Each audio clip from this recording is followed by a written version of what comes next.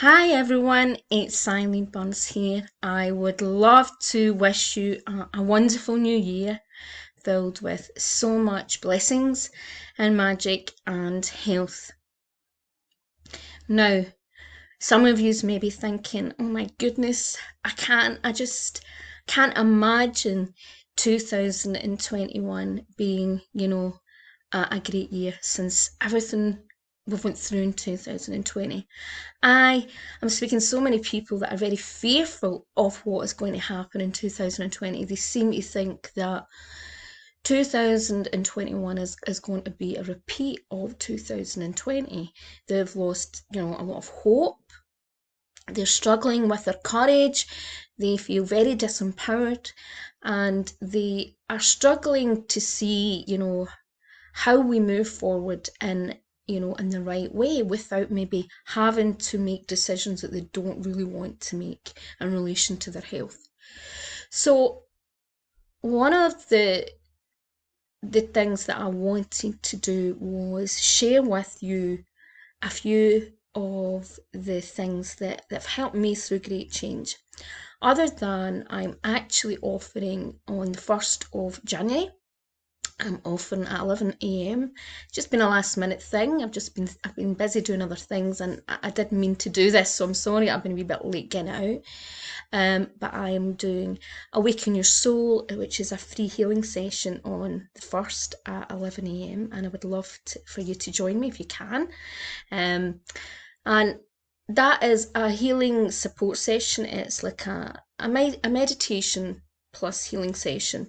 So it's mostly healing, just to support everyone move through 2020 with not just more strength and courage and positivity, but to help you really be able to tap in and awaken more of your soul purpose, your life and soul purpose, and help you really to tap into the true you.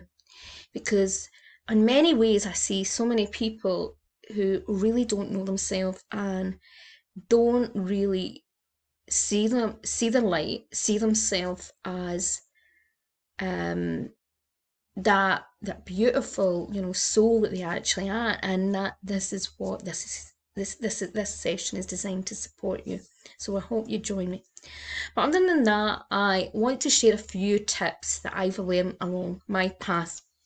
And for those of you who are maybe new to some of my work, I'm someone that I was, I had, you can say from very young, I had rare medical challenges and how could you say overcome, but also had to live with very rare medical complications and deal with the strangest situations that I found myself in, particularly over the last 30 years.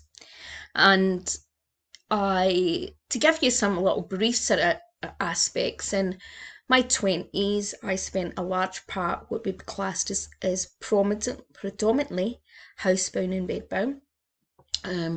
At the time, I was diagnosed as having severe ME, but it was not straightforward. I had been mercury poisoned and I had other medical complications. Now, it wasn't till I'm now 51, this was my early 20s, you're talking about 30 years later, it wasn't until a few years ago then that actually it appeared that I probably had late stage Lyme's disease, because I had been bitten by something at 14 and at the time had been unwell and we didn't know what it was.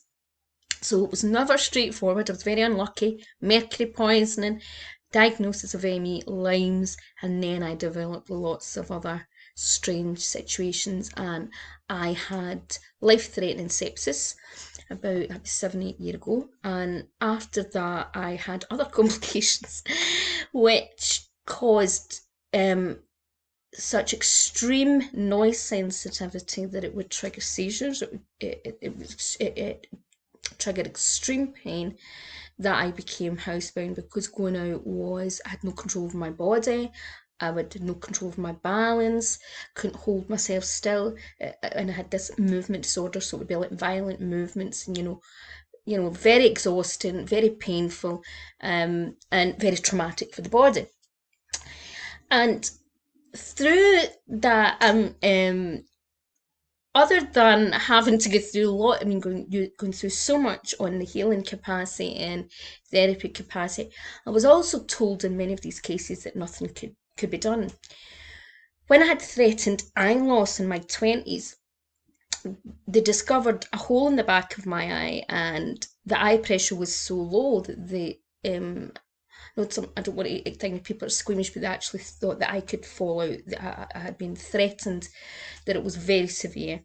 Now, I did manage, without any help at that point, to get my eye pressure up through different holistic approaches, which mainstream didn't recognise and didn't believe, but I did. I managed to get my eye pressure up. Later, I was given certain things, but I didn't really find that helpful from mainstream medicine very later on. But that took many, many years before they actually tried something that they thought could be safe for me. Um, and the list goes on, lots of things. But the last 5 years, for example, that became a whole completely new, because I had got some of my life back. I was a trainer. My life was never normal. I didn't have a normal routine like other people because I had to sleep many hours. I still managed to work and create self-employment, create possibilities for myself, despite having a lot of disabilities. But the last, how could you say, 5, 6 years was a different type of challenge, because even people coming to visit me, I had to get people to have their phones off, moving about. Even, for example, my parents coming to have breakfast with me, and the noise of a knife or a fork. Oh, the pain and the pain and the uncomfortableness that would be left for hours after it was unbelievable. And how did I overcome all of this? How did I remain mentally resilient? Well, first of all, in my 20s, when I had that large part, when I didn't know if I was going to ever, I hoped and I wished that I would be well. But how did I get through the day? I get through the day by focusing on what I could do and what I was grateful for. And even those days that I could hardly lift my head, hardly hold a cup, I focused that I could see, I could hear, I could feel. I was alive. I know it sounds simple, but the simple things are often the most powerful, and I listed when I could 10 things in the morning, 10 things at the night that I was grateful for, so that my mental perception was not gravitating towards all these extreme negative narratives, right? And if we look at the moment, and we look at what's went on in 2020, we see an example of where we have been fed very negative narratives, right? Negative narratives that could be rather than was reality in many cases. A lot more. We look at a lot of things where, if we look at even the example of, if you actually objectively watch the news and you sit back and you watch what a lot of is fed from government politics, and no matter what your beliefs about the situation, the reality is a lot of these things are examples of negativity. And the more that people watch things that are negative, just like people who watch a lot of negative films, a lot of even sadistic films, it can actually lower your immune system. It can create a lot of negative inner dialogue, hypnotic, because it goes in a hypnotic way, right? So, for one of the most positive things you can do for your mental, physical, and mental, emotional resilience is to be able to see the hope, to be able to, and I don't mean to deny, because I've recognised in my own health, denial was the biggest thing that stopped me getting early. It stopped me recovering in the early stages of my illness, because I constantly tried to fight and deny that there was something going on with my body. It's not about denial, but you have to have the ability to be able to get out of a certain narrative, and you have to be able to rise your raise your vibration, right? We're all energetic beings. We all have a great capacity for potential. We all have a heart, a huge heart. We just don't always see it. Often, life kind of dampens our heart. Our life kind of squashes our energetic field.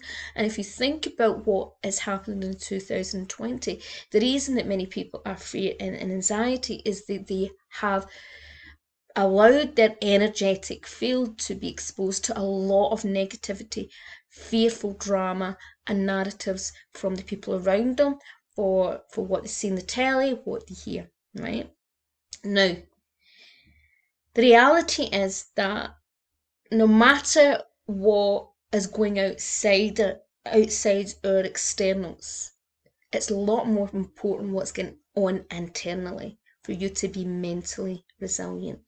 And the more that you can own the real you, right, and the more that you can learn more about you and unravel of what is the true you rather than what society, culture, even your parents, your conditioning, your education has tried to make you think you've got to be. The more you can break through that and actually be more of who you really are, the more healthy you are, because your energetic field starts to free up, you start to expand, and you start to shine, and you live your purpose no matter what's going on in your life, right? So that's the first thing, right?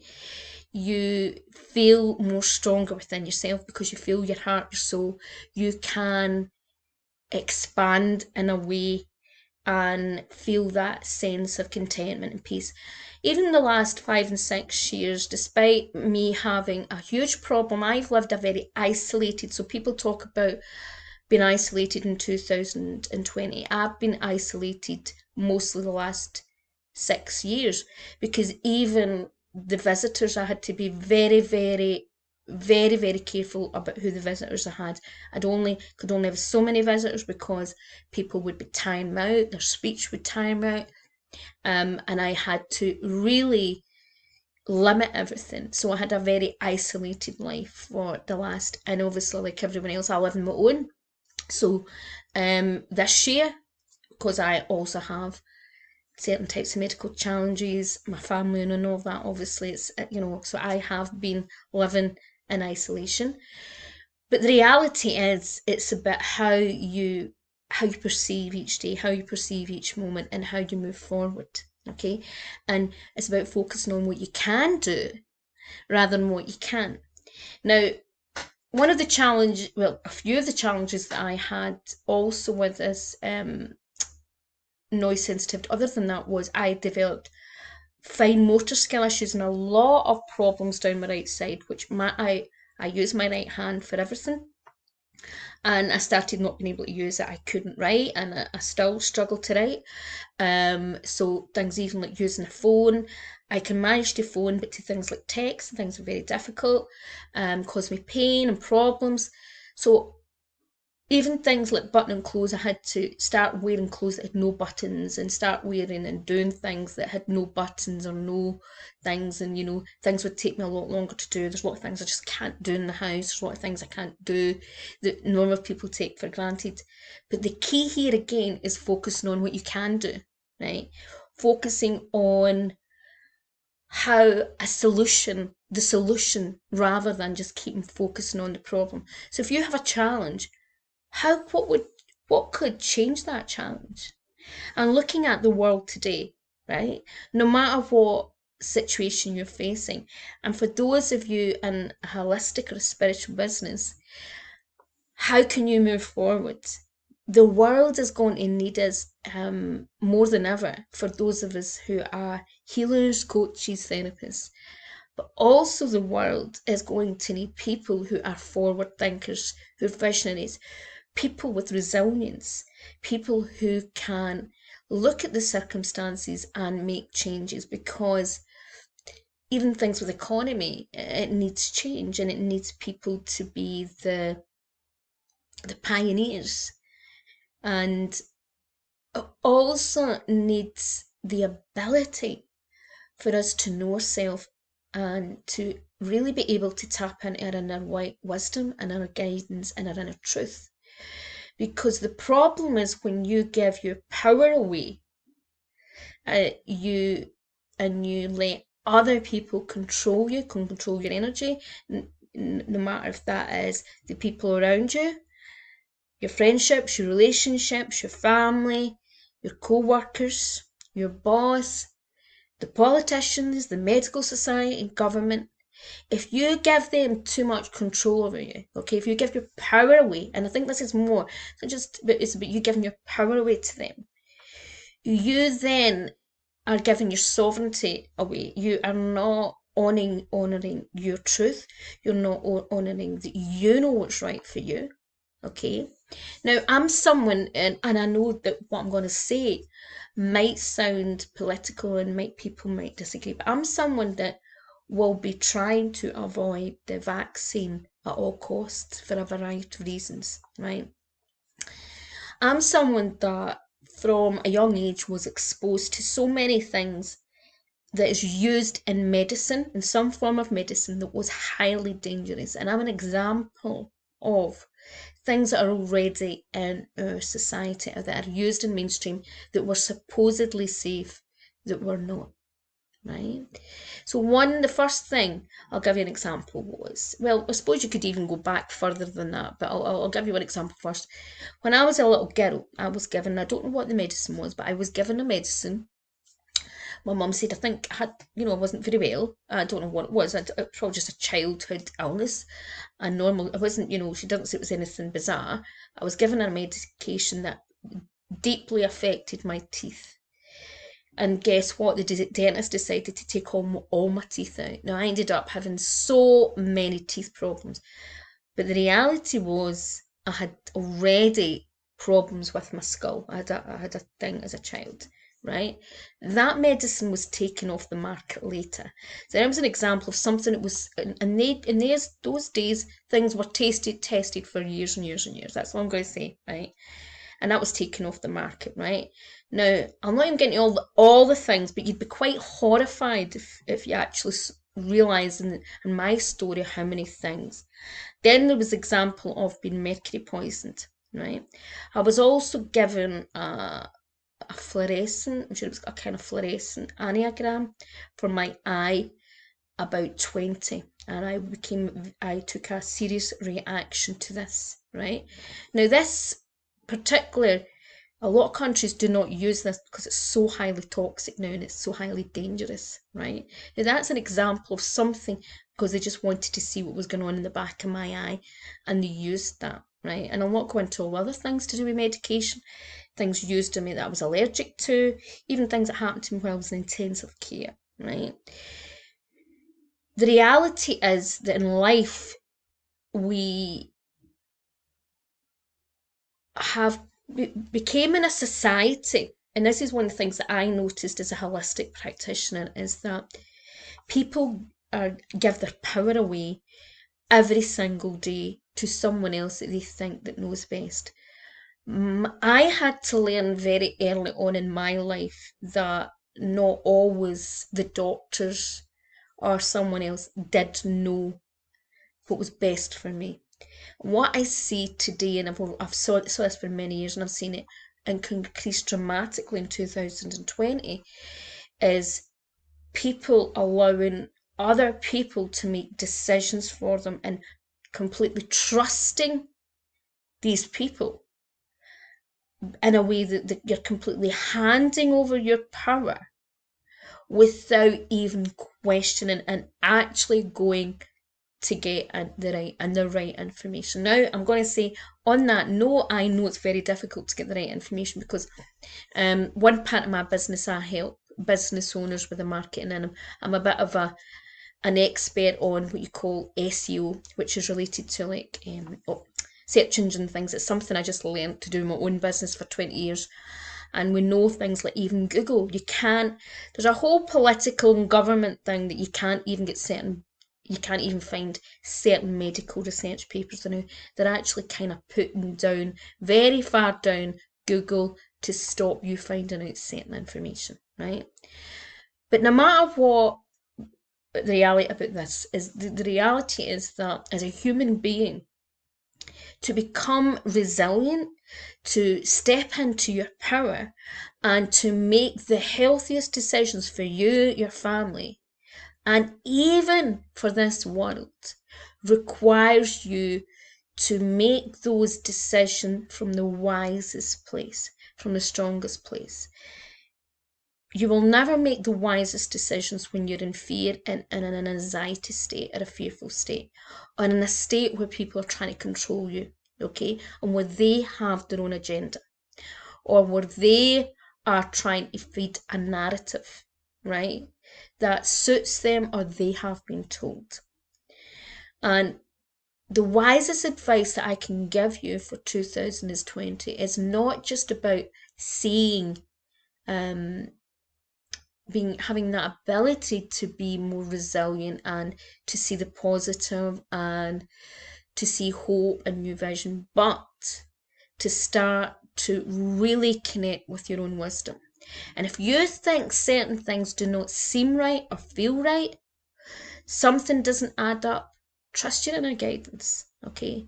No matter how challenging it may be sometimes, even to go against the grain of what other people think.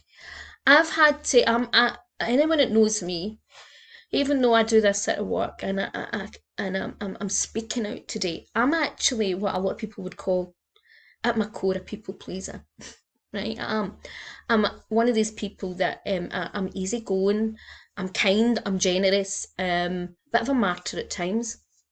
I don't like confrontation, but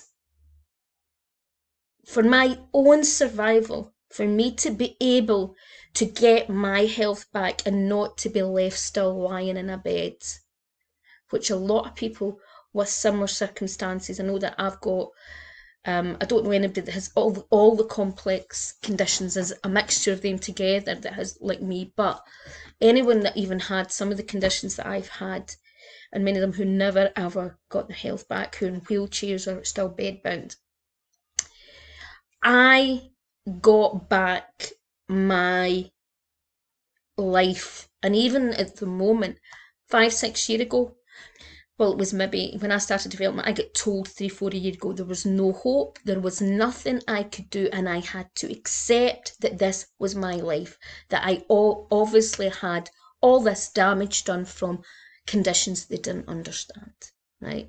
And that the mainstream medicine at that point offered me nothing. They were said there was not a thing they could do. And it was basically, I'm sorry, you're going to have to go home and accept this is your life now. I didn't accept that, right? I learned that no matter, I've been someone who's went to thousands, and I mean, not thousands, but it's nearly probably thousands of specialists I've seen. You'd be shocked how many specialists I've seen. And also I've had lots of specialists who went and got other specialists to look at me because they've been fascinated by some of the things that I've had, been fascinated, like a hole in the eye that nobody can explain. I can probably explain, it's probably been the mercury that was put up the root canal right there where under the eye. But anyway, that's another story. But I was used as like a medical, in front of people, so that people, like all these students, medical students, could go and examine and see someone with this rare medical challenge. But I've also had other conditions that mainstream medicine thought was all in my head. Before I was diagnosed with the hole in my eye, I was told that I must be imagining that I couldn't see out my eye. So I faced a lot of controversy. I faced a lot of people who were supposed to be specialists make wrong, very wrong diagnoses.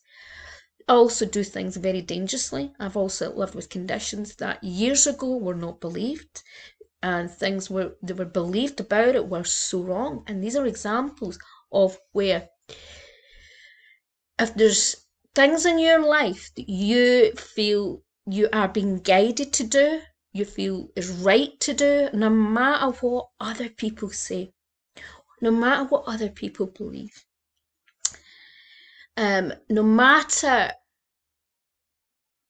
what other people are trying to control you, the biggest thing that you can do for yourself in 2021 is Tap into your heart and soul and tap into your intuition.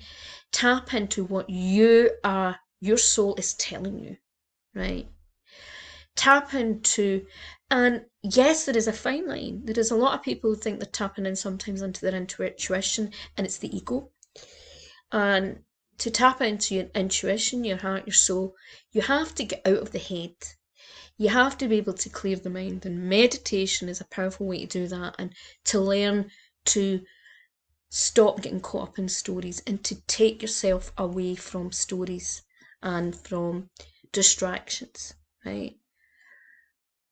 But the biggest thing that I can tell you to do other than all these things is start to really to tap into what your soul is trying to tell you to do. Because 2021 needs you to be you. And you can't be you if you're following other people's guidance, other people's power, allowing other people to control and manipulate you. That squashes you down, your soul, your heart, your energetic field. It squashes down your power. Now, I'm not saying this is not a session. Don't misunderstand what I'm trying to explain here. This is me not about saying you not to follow guidelines or anything that's going on at the moment about what's going on. That's not what this is about. What I know is that the world needs to change. Look at the economy, look at lots of things that's going on in politics, government, that is going on, and the way that people are not coping. And there has to be change. There has to be change to create new businesses. There has to be change to the way that we do things in life. There has to be changes in people's health. I mean, I look at even one of the most shocking things that I found about 2020 that I found seriously disappointing about our government and medicine is that right away the mainstream medicine, we're not putting out the NHS in the UK and whatever, and maybe abroad, we're not putting out right away for people to eat healthy, to do things that we know, for example, that is common sense that boosts the immune system. Encourage them to reduce things that will reduce your immune system. Do things that are really healthy. They talked a little bit about exercise, getting out. But no one mentioned things like common sense that we all know, like vitamin D, vitamin C, make sure you're eating healthy food. I mean, I actually saw a shocking documentary by the BBC that talked about more or less saying eating healthy food won't help you. I have never saw anything so more disgusting and ridiculous. And actually on that film there was other doctors. Now this is where common sense, it's not just about intuition, it's about common sense, and it's about a whole agenda. And we've also gave so much power away in 2020 that we do not realise that our body, we forget that our body can heal itself, and our body has a capacity to be very resilient if it has given the right circumstances to support itself, right? And yes, some of us I'm not going to deny I'm not completely healed. I've had lots of challenges, but I've overcome a lot of challenges that I was told I wouldn't overcome. I've had conditions where I was told I needed an operation, and then I never needed the operation because I overcome whatever, right? So these are reminders that we all have to take our power. We have to take self-responsibility as much as we can for our health, our well-being, do what we can. We have to take responsibility for our life. Life is short, right? And you've got to make the most of it in whatever capacity. I get up every day and I'm so grateful that I can do some of my work. I love what I do, right? If you're in a situation at the moment that you're not loving what you do and you feel your heart is being squashed, you're being suppressed in some way, you're being anxious or fearful, what narrative is going on? What in your life are you not stepping into? Or what are you stepping into that's not serving you? Okay? So for me, the strength, the courage, and the positivity, and even passion for 2021 starts with you becoming more of you and becoming more of the true you. Not who you think you should be, who you think you must be, okay, or not even the story that you try and persuade, because another one is, and I see this in the work that I do helping people with their businesses. We've created a society, unfortunately, in the holistic industry, of this kind of fast track training when people just grab titles and they just want a title. Like, I want to say I'm a coach, I want to say I'm this, I want to say that. So they do these 2-day courses instead of the normal year's course to give themselves a title, to make them feel important, or maybe to try and up level what they're offering, or to make it look as what they're offering is more. But they're missing what it's all about. Okay, they're missing what running a spiritual business is all about. They're missing what is about living your true purpose is all about. It's not about all these labels. It's about you showing up in your truest gifts and sharing what you're fantastic at, your zone of genius, and being able to step in your power and doing what you absolutely love doing, okay?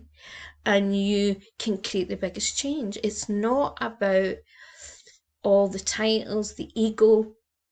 It's not about the superficial things. It's about you stepping in to more of the real you and owning the more of the real you and letting go of those fears of what other people think and having the courage to really question things when they needs to be questioned, and have the courage to stand in your own power and make those changes, make those dreams come true. Be a pioneer, be a visionary, be you, because every single person, no matter what you're doing, even if you're someone that can't work, you have a purpose. You are precious, and you are here to be part of 2021.